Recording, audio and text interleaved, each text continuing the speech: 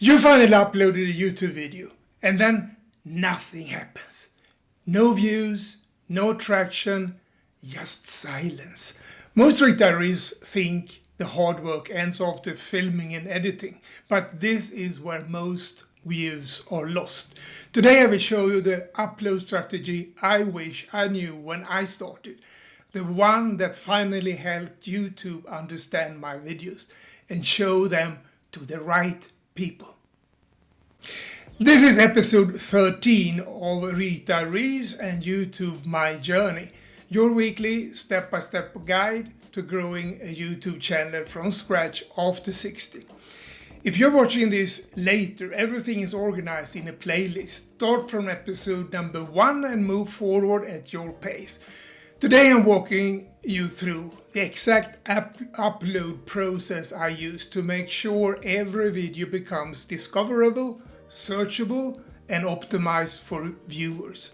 Because uploading isn't just pressing a button, it's publishing strategically.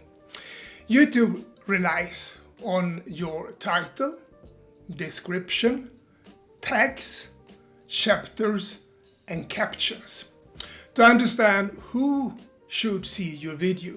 If you skip these steps, YouTube simply can't figure out who the video is for, and good content gets lost. But when you take a few extra minutes, you help YouTube help you, and your ideal audience finds you faster. Let's walk through the 7 essentials I never skip anymore, and you shouldn't either. Your title is the hook that captures attention, making viewers feel seen and curious about your content. Your description is the context.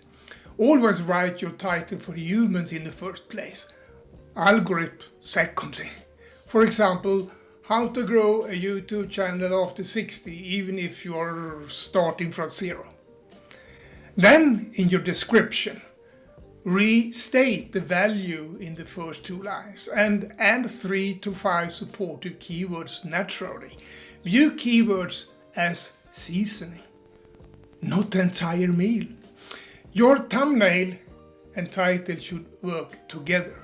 Your thumbnail needs 1 main subject, 1 emotion, 3 to 5 strong words, a clean background.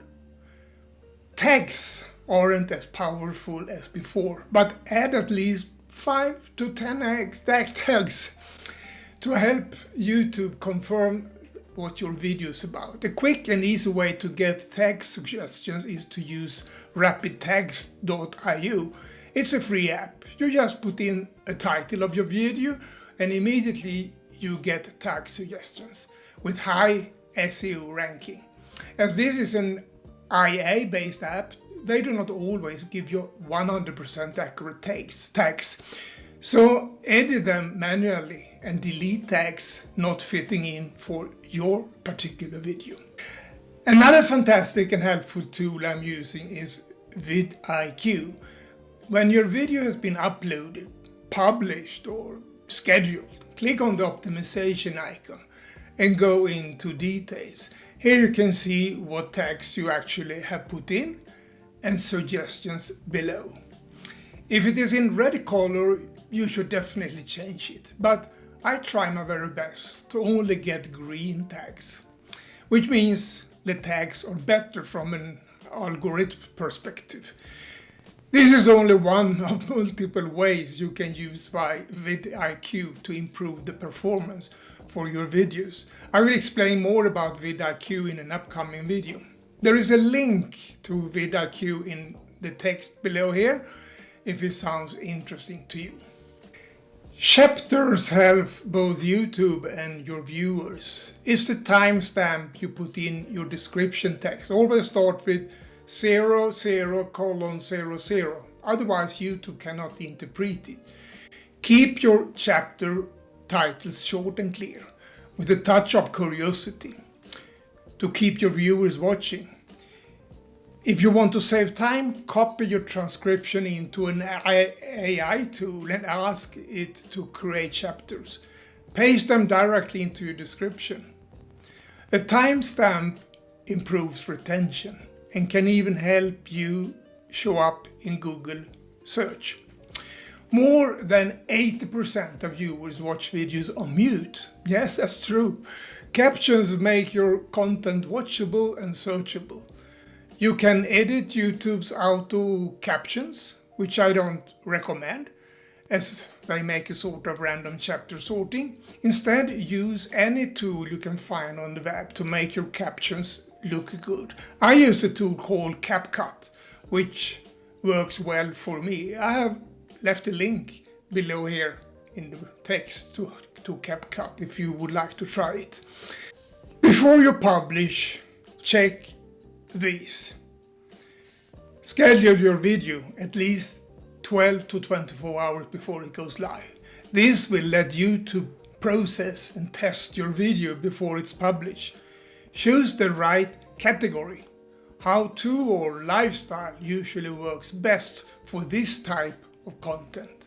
Now YouTube can work on your video to find the correct audience, and when the video goes live, you are not losing time to find the audience for your video. Add your end screen and info cards to keep viewers inside your content ecosystem. Info card is this little title popping up here on the top of the screen at your video, and you decide what to put in there. It can be another video or even other people's videos. If I don't remember wrong, I think you can add up to 10 info cards to your video, and you decide where it should be. End screen is another one of your videos, aligning with the content of the video you are about to upload. The end screen can only appear during the last 20 seconds of your video, but help you to keep your viewer in your ecosystem. Turn comments on. Engagement tells YouTube your video matters. Choose the standard YouTube license and your content stays protected for any bad usage of your video. Your content is your intellectual asset, and the standard YouTube license will help to protect you. And finally, a bonus tip. Add your video to a playlist before you publish. There are 3 reasons for using playlist. Number 1, it helps your viewers to easily find your videos. Number 2, it helps you to organize your own videos. And number 3, if using an SEO-friendly title for your list, your playlist can actually be ranked by YouTube on their search engine. Every upload is a building block in your YouTube journey. I have watched many retirees increase their views just by fixing their upload process. And I was one of them. This isn't about hacking the algorithm. It's about helping the algorithm help you. Your action step today. Use this 7-step checklist on your next upload.